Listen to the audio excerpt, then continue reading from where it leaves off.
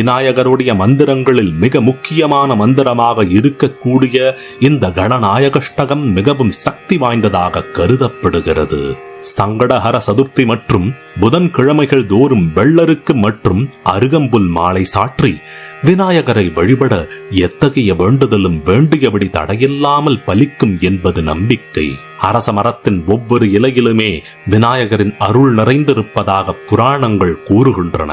எனவே அரச இலைகள் 21 என்று எண்ணிக்கையில் வைத்து ஒவ்வொரு புதன்கிழமை தோறும் அல்லது ஒவ்வொரு சதுர்த்தி நாளிலும் விநாயகரை நினைத்து நெய்தீபம் ஏற்றி மோதகம் அல்லது சுண்டல் போன்றவற்றை செய்து வைத்து வழிபட்டு இந்த கணநாயகாஷ்டகத்தை வாசித்து வந்தால் தடையில்லாத வெற்றியை அடையலாம்.